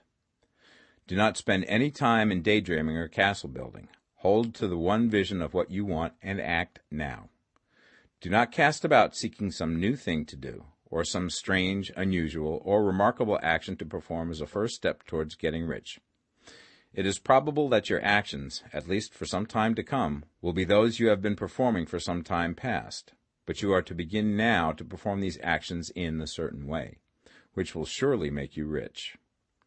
If you are engaged in some business and feel that it is not the right one for you, do not wait until you get into the right business before you begin to act. Do not feel discouraged or sit down and lament because you are misplaced. No man was ever so misplaced that he could not find the right place, and no man ever became so involved in the wrong business but that he could get into the right business. Hold the vision of yourself in the right business, with the purpose to get into it, and the faith that you will get into it, and are getting into it, but act in your present business. Use your present business as the means of getting a better one, and use your present environment as the means of getting into a better one. Your vision of the right business, if held with faith and purpose, will cause the Supreme to move the right business towards you, and your action, if performed in a certain way, will cause you to move towards the business. If you are an employee or wage earner and feel that you must change places in order to get what you want, do not project your thought into space and rely upon it to get you another job. It will probably fail to do so. Hold the vision of yourself in the job you want, while you act with faith and purpose on the job you have, and you will certainly get the job you want. Your vision and faith will set the creative force in motion to bring it toward you, and your action will cause the forces in your own environment to move you toward the place you want. In closing this chapter, we will add another statement to our syllabus. There is the thinking stuff from which all things are made, and which, in its original state, permeates, penetrates, and fills the interspaces of the universe. A thought in this substance produces the thing that is imaged by the thought. Man can form things in his thought, and, by impressing his thought upon formless substance, can cause the thing he thinks about to be created. In order to do this, man must pass from the competitive to the creative mind. He must form a clear mental picture of the thing he wants, and hold this picture in his thoughts with the fixed purpose to get what he wants, and the unwavering faith that he does get what he wants, closing his mind to all that may tend to shake his purpose, dim his vision, or quench his faith. That he may receive what he wants when it comes, man must act now upon the people and things in his present environment. Chapter 12. Efficient Action. You must use your thought as directed in previous chapters and begin to do what you can do where you are, and you must do all that you can do where you are. You can advance only by being larger than your present place, and no man is larger than his present place who leaves undone any of the work pertaining to that place. The world is advanced only by those who more than fill their present places. If no man quite filled his present place, you can see that there must be a going backward in everything. Those who do not quite fill their present places are dead weight upon society, government, commerce, and industry. They must be carried along by others at a great expense. The progress of the world is retarded only by those who do not fill the places they are holding. They belong to a former age and a lower stage or plane of life, and their tendency is towards degeneration. No society could advance if every man was smaller than his place. Social evolution is guided by the law of physical and mental evolution. In the animal world, evolution is caused by excess of life. When an organism has more life than can be expressed in the function of its own plane, it develops the organs of a higher plane, and a new species is originated. There never would have been new species had there not been organisms which more than filled their places. The law is exactly the same for you. Your getting rich depends upon your applying this principle to your own affairs. Every day is either a successful day or a day of failure, and it is the successful days which get you what you want. If every day is a failure, you can never get rich, while if every day is a success, you cannot fail to get rich. If there is something that may be done today, and you do not do it, you have failed in so far as that thing is concerned, and the consequences may be more disastrous than you imagine. You cannot foresee the results of even the most trivial act. You do not know the workings of all the forces that have been set moving in your behalf.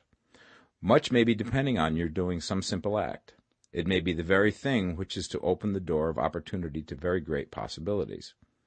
You can never know all the combinations which supreme intelligence is making for you in the world of things and of human affairs. Your neglect or failure to do some small thing may cause a long delay in getting what you want. Do, every day, all that can be done that day.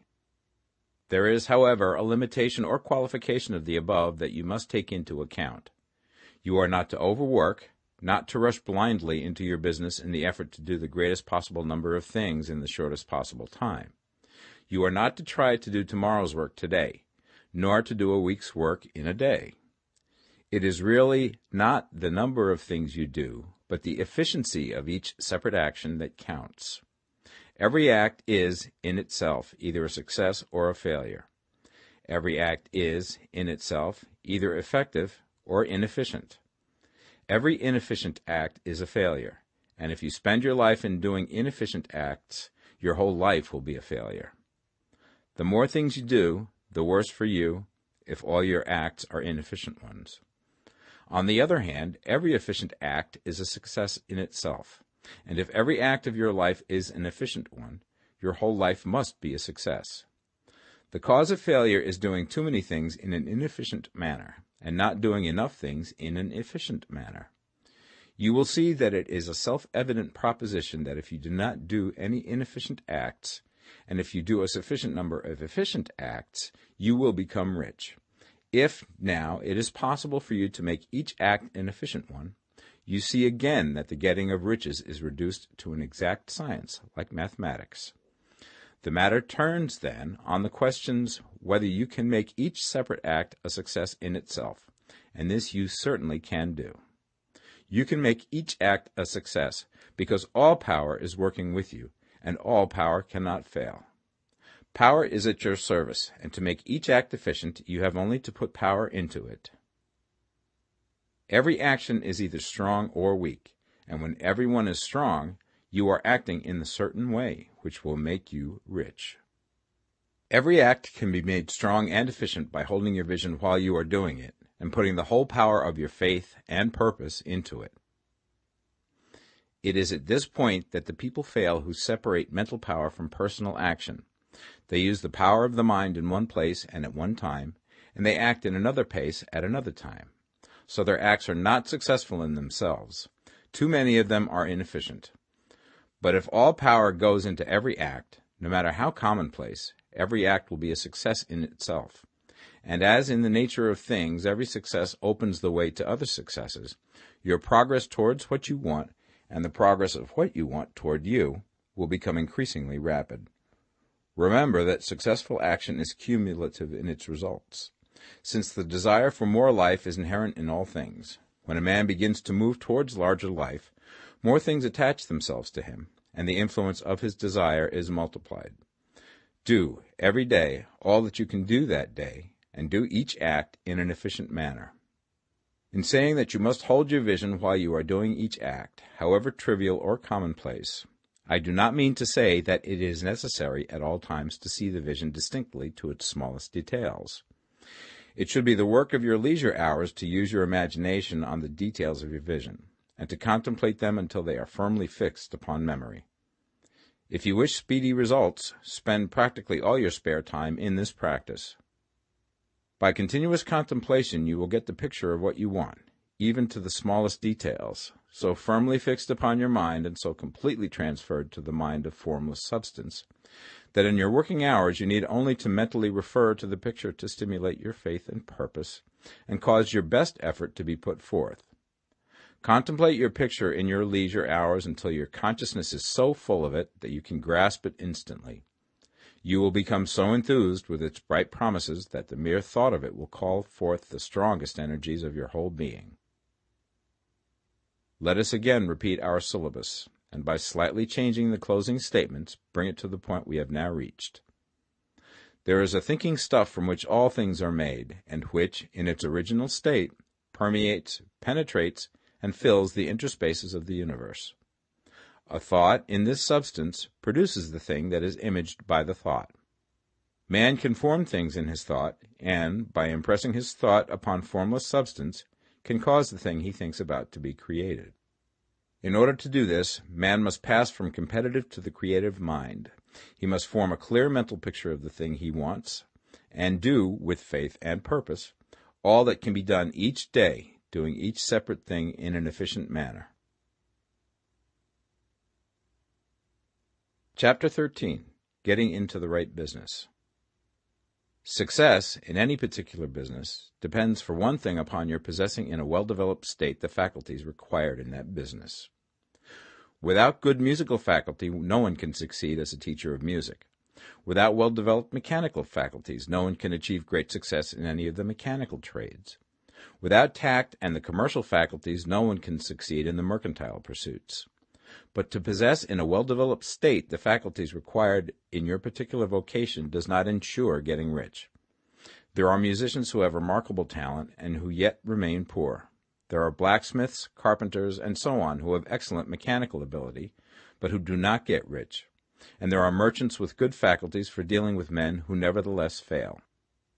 The different faculties are tools. It is essential to have good tools, but it is also essential that the tools should be used in the right way. One man can take a sharp saw, a square, a good plane, and so on, and build a handsome article of furniture. Another man can take the same tools and set to work to duplicate the article, but his production will be a botch. He does not know how to use good tools in a successful way. The various faculties of your mind are the tools with which you must do the work which is to make you rich. It will be easier for you to succeed if you get into a business for which you are well equipped with mental tools. Generally speaking, you will do best in that business which will use your strongest faculties, the one for which you are naturally best fitted. But there are limitations to this statement also.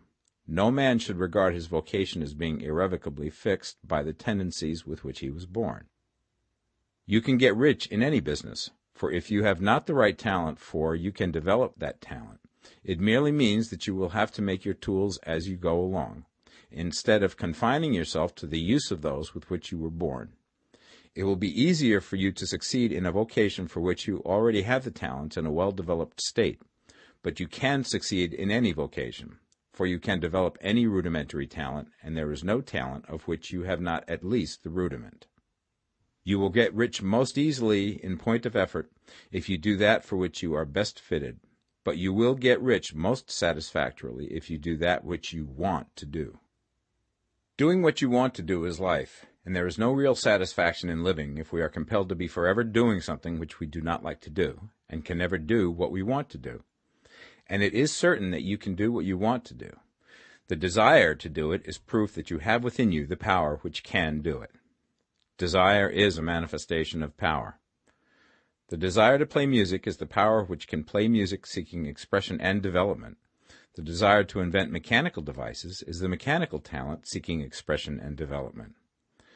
When there is no power, either developed or undeveloped, to do a thing, there is never any desire to do that thing. And where there is strong desire to do a thing, it is certain proof that the power to do it is strong, and only requires to be developed and applied in the right way. All things else being equal, it is best to select the business for which you have the best developed talent. But if you have a strong desire to engage in any particular line of work, you should select that work as the ultimate end at which you aim. You can do what you want to do, and it is your right and privilege to follow the business or avocation which will be most congenial and pleasant.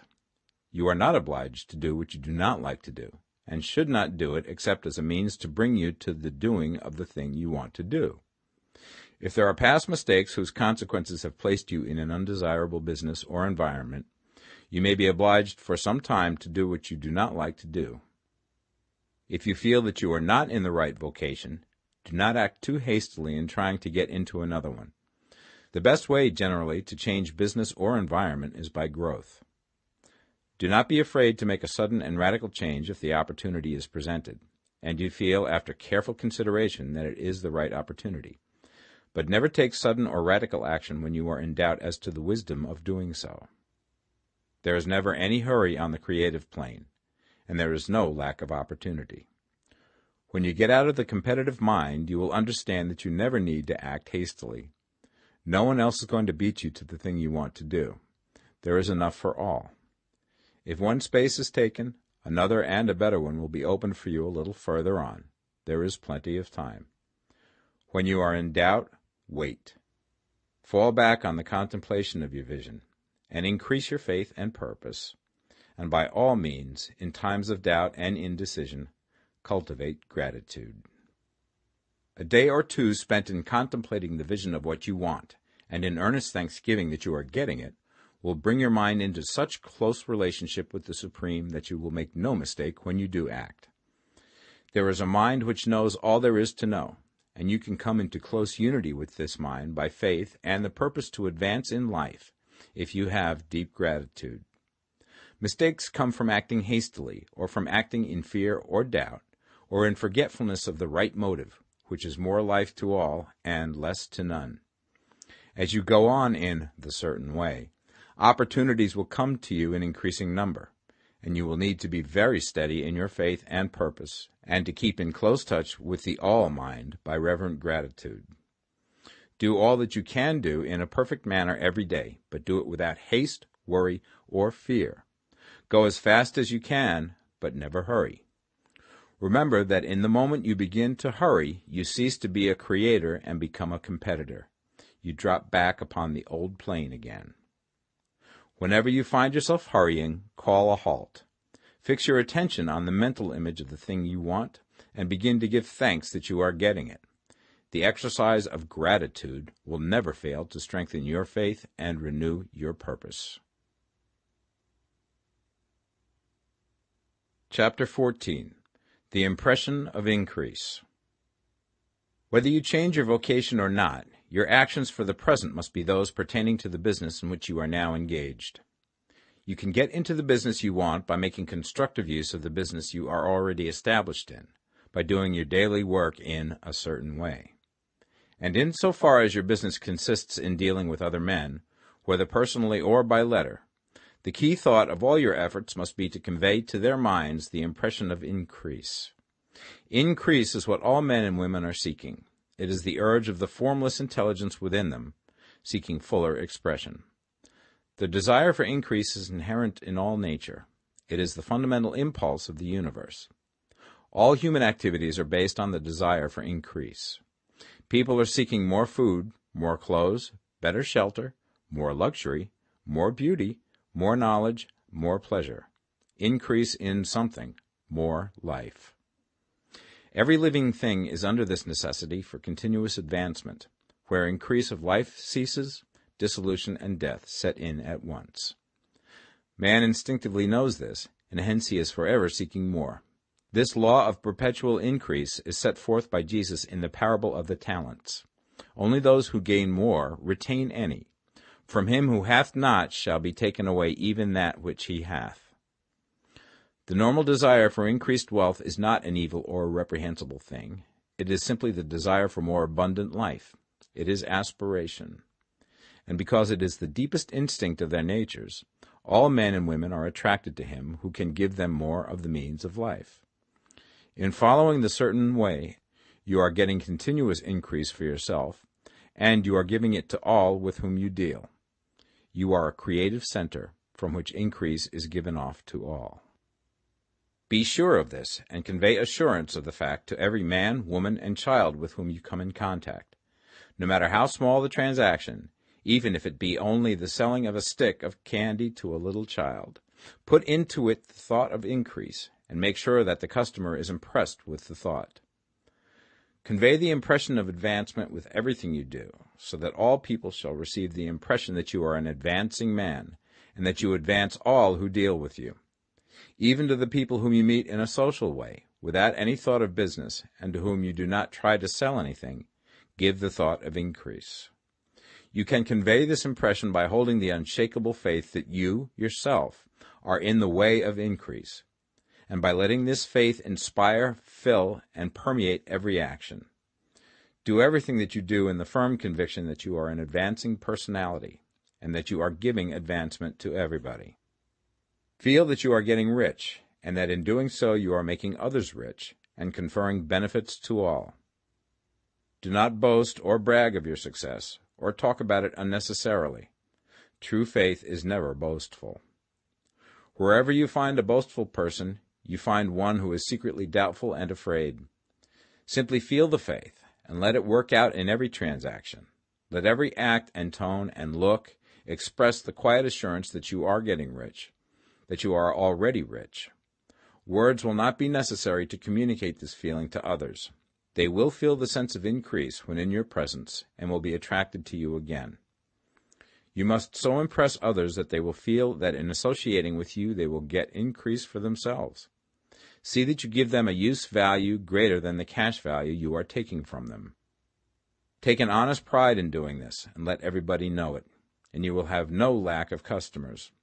People will go where they are given increase, and the Supreme, which desires increase in all, and which knows all, will move towards you men and women who have never heard of you.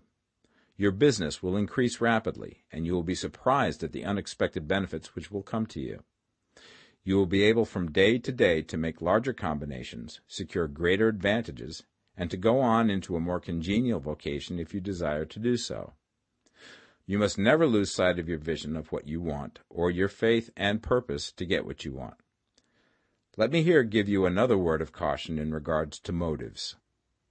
Beware of the insidious temptation to seek for power over other men. Nothing is so pleasant to the unformed or partially developed mind as the exercise of power or dominion over others. The desire to rule for selfish gratification has been the curse of the world. For countless ages, kings and lords have drenched the earth with blood in their battles to extend their dominions. This not to seek more life for all, but to get more power for themselves. Today, the main motive in the business and industrial world is the same. Men marshal their armies of dollars and lay waste the lives and hearts of millions in the same mad scramble for power over others. Commercial kings, like political kings, are inspired by the lust for power. Jesus saw in this desire for mastery the moving impulse of that evil world he sought to overthrow. Read the 23rd chapter of Matthew and see how he pictures the lust of the Pharisees to be called master, to sit in the high places, to domineer over others, and to lay burdens on the backs of the less fortunate. And note how he compares this lust for dominion with the brotherly seeking for the common good to which he calls his disciples. Look out for the temptation to seek for authority, to become a master, to be considered as one who is above the common herd, to impress others by lavish display, and so on. The mind that seeks for mastery over others is the competitive mind, and the competitive mind is not the creative one. In order to master your environment and your destiny, it is not at all necessary that you should rule over your fellow men, and indeed, when you fall into the world's struggle for the high places, you begin to be conquered by fate and environment, and your getting rich becomes a matter of chance and speculation. Beware the competitive mind. No better statement of the principle of creative action can be formulated than the favorite declaration of the late Golden Rule Jones of Toledo. What I want for myself, I want for everybody. Chapter 15. The Advancing Man. What I have said in the last chapter applies as well to the professional man and the wage earner as to the man who is engaged in mercantile business. No matter whether you are a physician, a teacher, or a clergyman, if you can give increase of life to others and make them sensible of the fact, they will be attracted to you and you will get rich. The physician who holds the vision of himself as a great and successful healer, and who works towards the complete realization of that vision with faith and purpose, as described in former chapters, will come into such close touch with the source of life that he will be phenomenally successful. Patients will come to him in throngs. No one has a greater opportunity to carry into effect the teaching of this book than the practitioner of medicine. It does not matter to which of the various schools he may belong, for the principle of healing is common to all of them, and may be reached by all alike. The advancing man in medicine, who holds to a clear mental image of himself as successful, and who obeys the laws of faith, purpose, and gratitude, will cure every curable disease he undertakes, no matter what remedies he may use. In the field of religion, the world cries out for the clergyman who can teach his hearers the true science of abundant life. He who masters the details of the science of getting rich, together with the allied sciences of being well, of being great, and of winning love, and who teaches these details from the pulpit, will never lack for a congregation. This is the gospel that the world needs. It will give increase of life, and men will hear it gladly, and will give liberal support to the man who brings it to them. What is now needed is a demonstration of the science of life from the pulpit. We want preachers who can not only tell us how, but who, in their own persons, will show us how. We need the preacher who will himself be rich, healthy, great, and beloved, to teach us how to attain to these things, and when he comes, he will find a numerous and loyal following. The same is true of the teacher who can inspire the children with the faith and purpose of the advancing life. He will never be out of a job, and any teacher who has this faith and purpose can give it to his pupils. He cannot help giving it to them if it is part of his own life and practice. What is true of the teacher, preacher, and physician is true of the lawyer, dentist, real estate man, insurance agent, of everybody.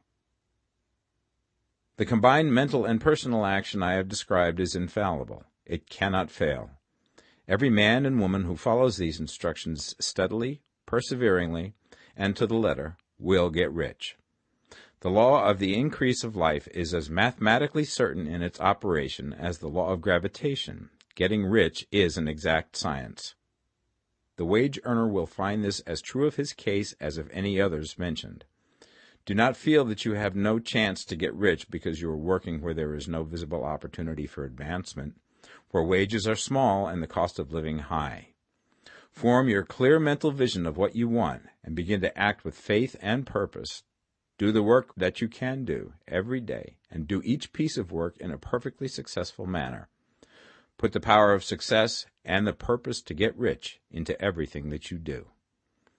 But do not do this merely with the idea of currying favor with your employer in the hopes that he or those above you will see your good work and advance you. It is not likely that they will do so.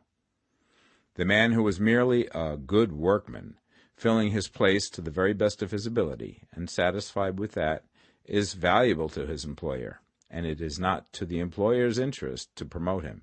He is worth more where he is. To secure advancement, something more is necessary than to be too large for your place. The man who is certain to advance is the one who is too big for his place, and who has a clear concept of what he wants to be, who knows that he can become what he wants to be, and who is determined to be what he wants to be. Do not try to more than fill your present place with a view to pleasing your employer. Do it with the idea of advancing yourself.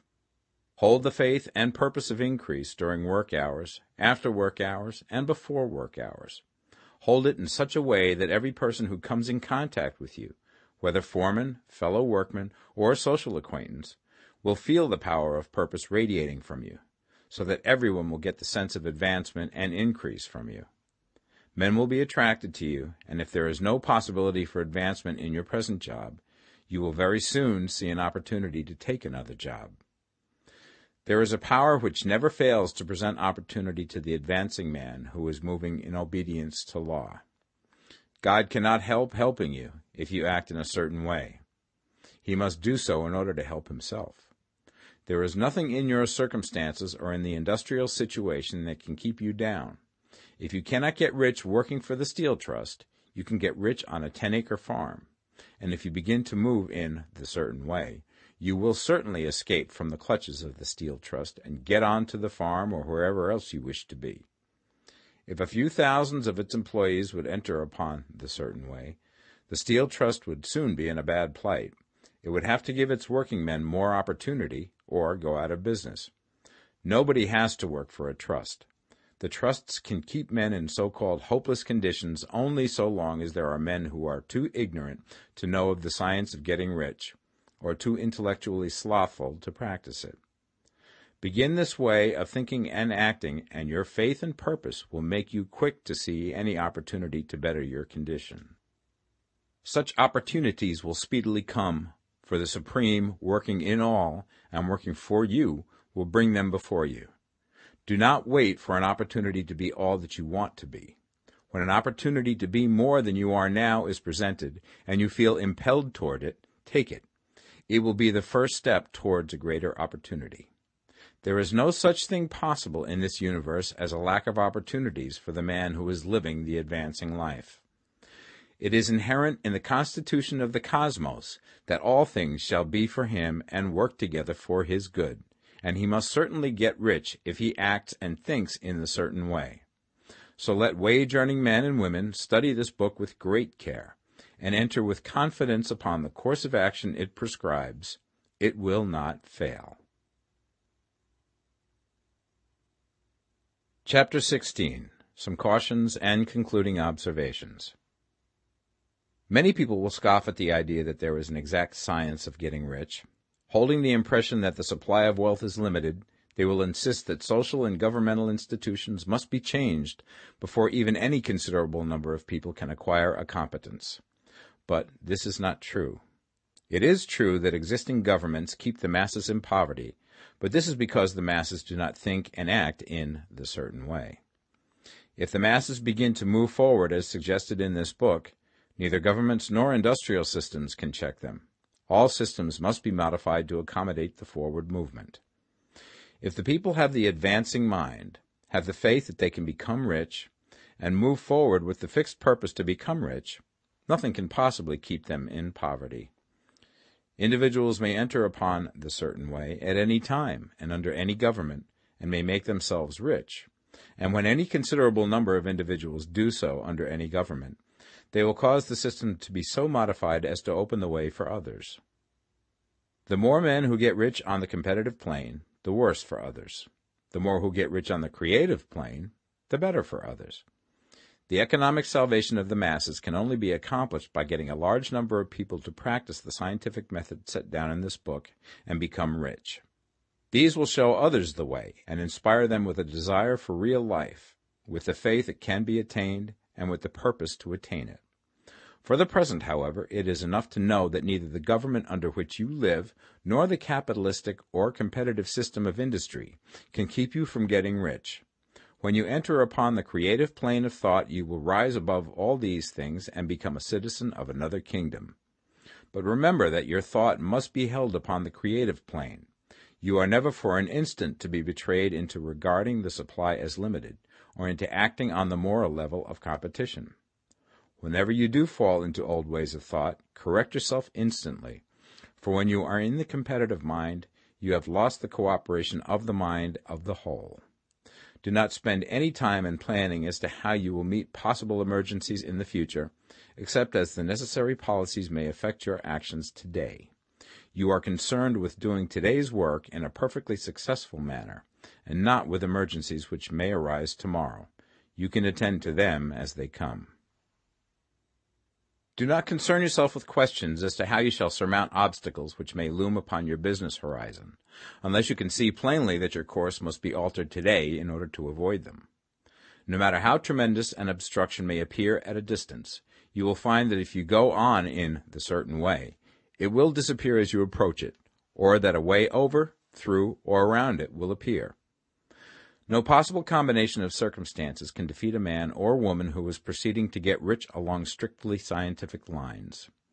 No man or woman who obeys the law can fail to get rich, any more than one can multiply 2 by 2 and fail to get 4. Give no anxious thought to possible disasters, obstacles, panics, or unfavorable combinations of circumstances.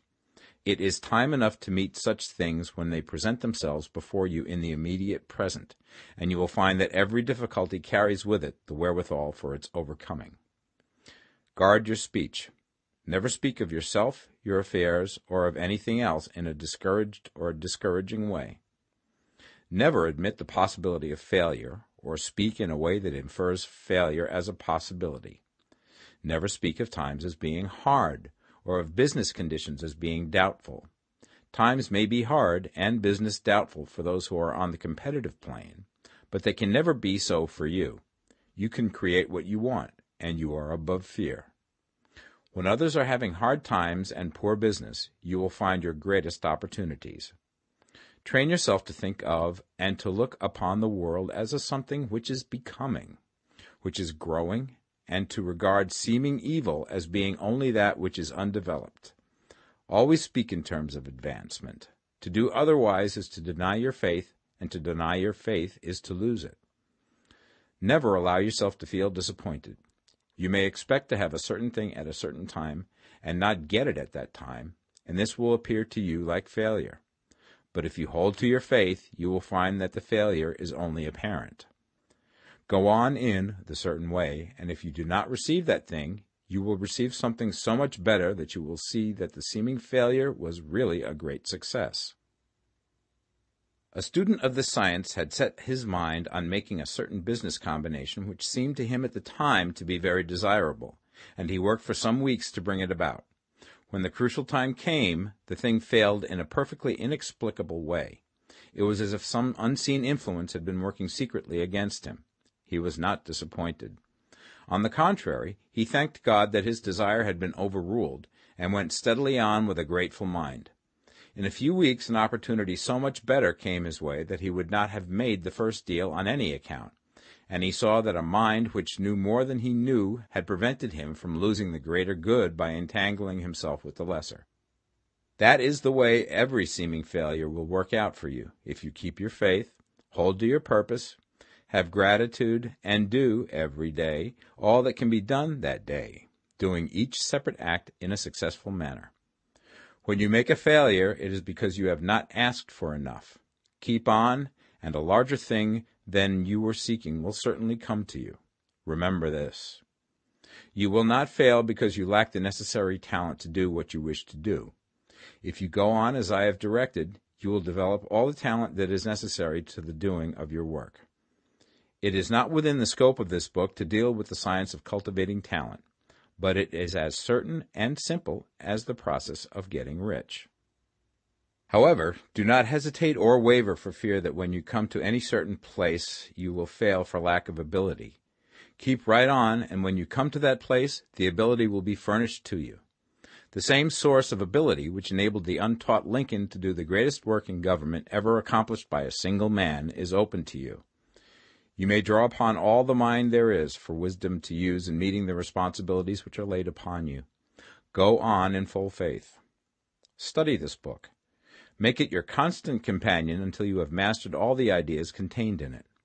While you are getting firmly established in this faith, you will do well to give up most recreations and pleasure, and to stay away from places where ideas conflicting with these are advanced in lectures or sermons. Do not read pessimistic or conflicting literature, or get into arguments upon the matter.